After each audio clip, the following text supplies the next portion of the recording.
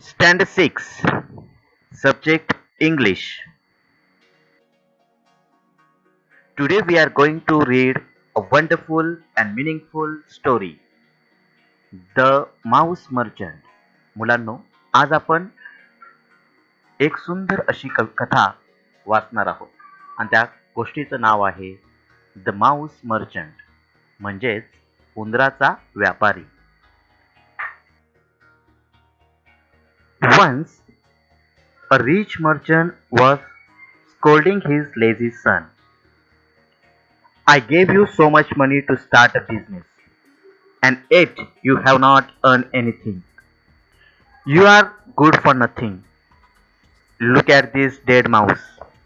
A capable man can start a business even with something as useless as this.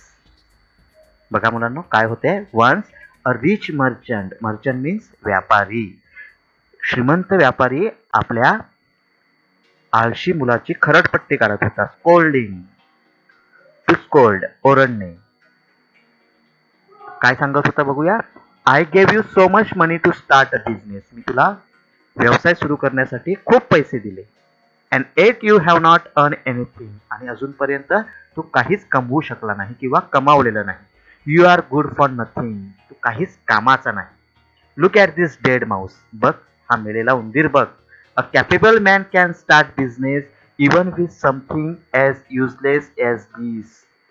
या मेलेल्या उंदराप्रमाणे निरुपयोगी गोष्टीपासूनही एक सक्षम माणूस, कॅपेबल मॅन, सक्षम माणूस बिझनेस सुरू करू शकतो, व्यवसाय सुरू करू शकतो. Somadatta who was a poor orphan boy heard his words. Somadatta जो एक गरीब अनाथ मुलगा होता, ऑर्फन अनाथ, त्याने त्या रिच मर्चंटचे शब्द ऐकले. He went in and requested the merchant. Request म्हणजे विनंती करणे. टू रिक्वेस्ट, विनंती करणे. त्याने त्या व्यापाऱ्याला विनंती केली. काय विनंती केली बघूया. Please lane me this Mouse as capital and I will try my luck. Please lane me this Mouse. Lane means कर्जाऊ देणे. मला तो उंदीर कर्जाऊ म्हणून दे. ॲज अ कॅपिटल, भांडवल म्हणून. And I will try my luck. मी माझं नशीब आजमावून बघतो. The merchant burst out laughing.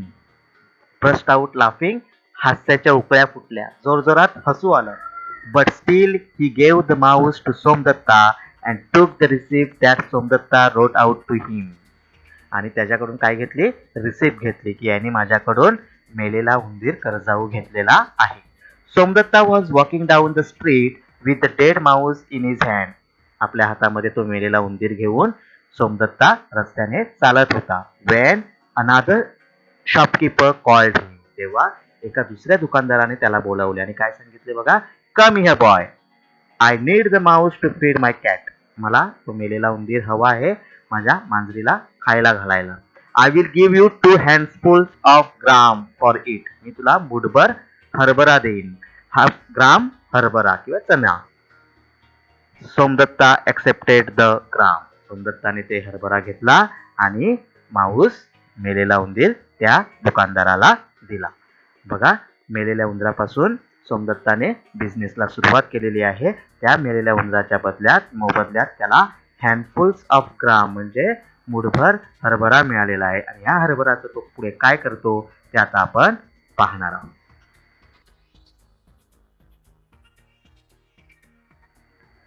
At home Somdatta roasted the gram well.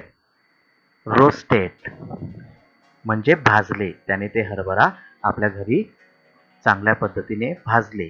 Then he took a pitcher of water and stood at the cross roads with his gram and the water. आणि रस्त्याच्या कडेला तो पाण्याचे घागर, पिचर ऑफ वॉटर म्हणजे पाण्याचे घागर आणि भाजलेले हरभरा घेऊन उभा राहिला. He waited for long time. आणि त्याने खूप वेळ वाट बघितली. In the evening when the labours were returning from the wood. Labours म्हणजे मजूर जेव्हा घरी परतत होते, वूड म्हणजे रानातून, they saw the boy with roast gram and water. त्यांनी त्या मुलाला पाहिले ज्याच्याकडे भाजलेले हरभरा आणि पाणी होते. Somadatta offer them the gram and water politely. सोमदत्ताने त्यांना ते हरभरा आणि पाणी अगदी नम्रपणे देऊ केले. ऑफर देऊ केले.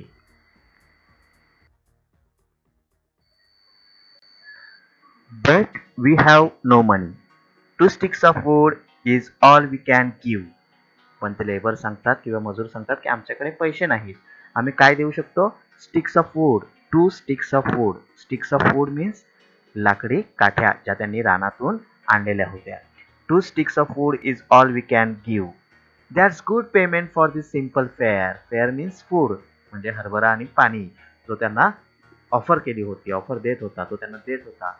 त्याची किंमत तर खूप चांगली आहे. That's good payment for this simple fare exclaim Somadatta. By accepting 2 sticks from each labour, Somadatta collected a small bundle of sticks. प्रत्येक मजुराकडून त्याला 2 काठ्या मिळाल्या आणि त्याच्यामुळे त्याच्याकडे bundle of sticks, small bundle of sticks म्हणजे छोटीशी लाकडाची मोळी तयार झाली. He took the bundle of the bundle to the market. त्यांनी ते लाकडं बाजारात घेऊन गेला. सोल्ड इट टू विकली and bought some more gram with it.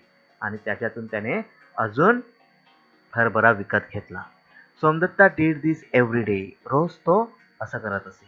He became well known among the labours as the nice boy who offered tasty gram and refreshing water just for a couple of sticks. 2 काठ्यांच्या बदल्यात चविष्ट हरभरा आणि ताजे पाणी तो त्यांना देत होता. असा मुलगा त्या मजुरांमध्ये लोकप्रिय झाला. Many of them began to buy these gram every day on their way back home from the woods. रानातून परत येताना ते त्याच्याकडून हरभरा विकत घेऊ लागले.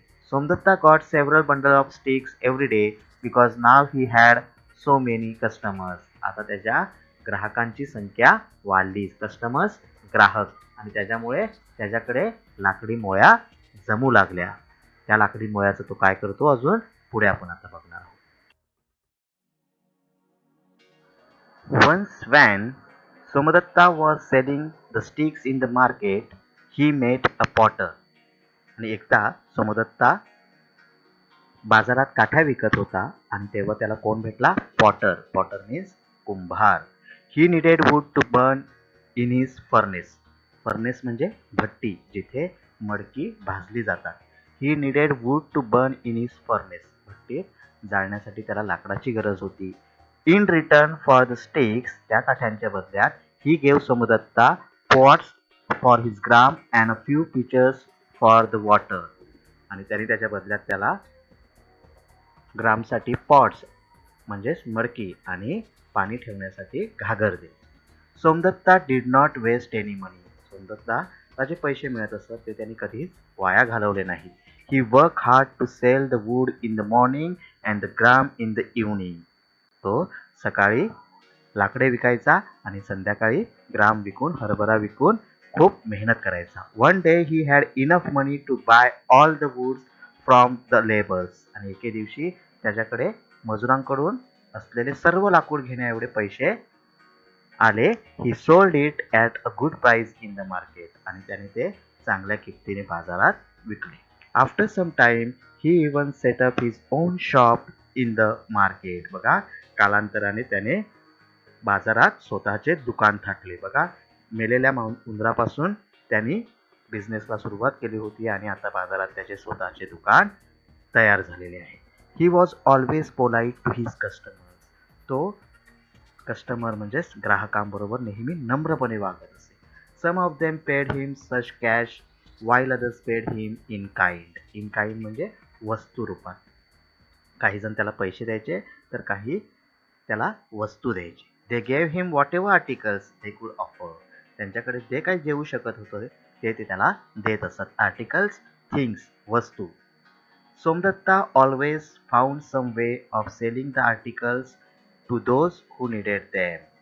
आणि ज्यांना अशा आर्टिकलची वस्तूची गरज आहे त्यांना तो सोमदत्ता ते आर्टिकल्स किंवा वस्तू विकत असे.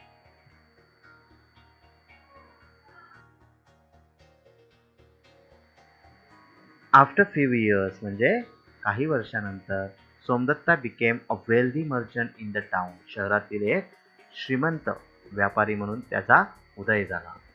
One day he asked the goldsmith to make him a small golden mouse. एके दिवशी त्यांनी गोल्डस्मिथ मीन्स सोनाराला सांगितले की त्याच्यासाठी एक छोटासा सोनेरी सोन्याचा उंदीर तयार कर. He took the mouse to the rich merchant. त्यांनी तो माऊस घेतला आणि ज्याने त्याला एक मेलेला उंदीर कर्जाऊ दिलेला होता त्या व्यापाराकडे घेऊन गेला. आणि काय सांगतोय बघूया. I had borrow a dead Mouse from you as capital many years ago. खूप वर्षाआधी मी तुझ्याकडून एक मेलेला माणूस भांडवल म्हणून कर्जाऊ घेतला होता. बॉरो कर्जाऊ घेणे, कर्जाऊ घेतला होता. Today I have come to return it. आज मी तुम्हाला ते परत करायला आलेलो आहे. Please accept this golden mouse. हा सोनेरी माऊस कृपया तुम्ही स्वीकारा. The rich merchant was greatly surprise. आश्चर्य वाटलं त्याला, खूप आश्चर्य वाटलं. He was so impress with Somadatta's business skill. आणि तो सोमदत्ताच्या व्यवसाय कौशल्याबद्दल खूप प्रभावित झाला. That he gave him his own daughter in marriage. आणि त्याने त्याच्या मुलीचं लग्न त्याच्याबरोबर लावून दिलं. Thus Somdatta who was a poor orphan boy who earn money and respect due to his intelligence, hard work and politeness. Somdatta जो एक पुअर अनाथ मुलगा होता, गरीब अनाथ मुलगा होता, त्याने आपल्या बुद्धिमत्तेच्या, मेहनतीच्या आणि नम्रतेच्या जोरावर पैसाही कमावला आणि रिस्पेक्ट मीन्स आदरही कमावला. It is not known whether the rich man son learn any of the skills from Somdatta. हे आपल्याला माहीत नाही आहे की रिच मॅन सन म्हणजेच त्या श्रीमंत व्यापाराच्या मुलाने सोमदत्ताकडून काही कौशल्ये शिकली का. परंतु मुलांनो, आपल्याला सोमदत्ताकडून शिकण्यासारखं खूप काही आहे.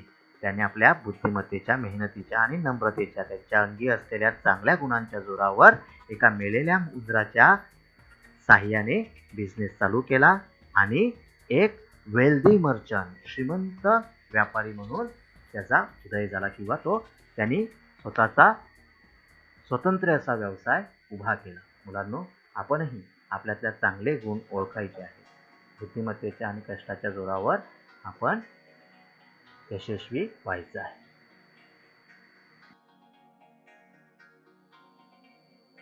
आता आपण स्वाध्यायातील जे इथे शक्य आहेत असे प्रश्न सोडवणार आहोत. Read the sentence in A and find the word whose meaning is given in the B. वाक्य वाचा आणि ए मधील वाक्य वाचून बी मधील ज्या शब्दांचा अर्थ दिलेला आहे असा शब्द या वाक्यात शोधायचा आहे. बघूया. ए मध्ये once a rich man was scolding his lazy son. आणि इथे बी मध्ये मिनिंग दिलेला आहे शाउटिंग अँग्रीली. शाउटिंग अँग्रीली चा अर्थ असलेला शब्द कोणता आहे? तर कोणता आहे? Scolding. Scolding, scolding, shouting angrily. Somadatta was a poor orphan boy. आणि इथे मिनिंग दिलेला आहे person who has no parents or close relatives. म्हणजेच आई वडील किंवा जवळचे नातेवाईक नसलेला व्यक्ती. असं कोणता शब्द आहे? ऑर्फन, अनाथ, orphan. Next, that's good payment for this simple fair. Fair आणि इथे मिनिंग्स दिलेला आहे फूड. तर इथे शब्द आहे fair. Fair, food. He needed wood to burn in his furnace, place where potter bakes his bricks pots etcetera. तिथे अशी जागा जिथे पॉटर म्हणजे कुंभार आपल्या मडकी किंवा ब्रिक्स विटा भाजत असतो. तर तो शब्द आहे फर्नेस, भट्टी. Some of them paid him cash while others paid him in kind. काही जण त्याला पैसे देत असत, काही जण वस्तुरूपात त्याला मोबदला देत असत. In the form of things, articles, grain etcetera. In kind. शब्द कोणता आहे? In kind.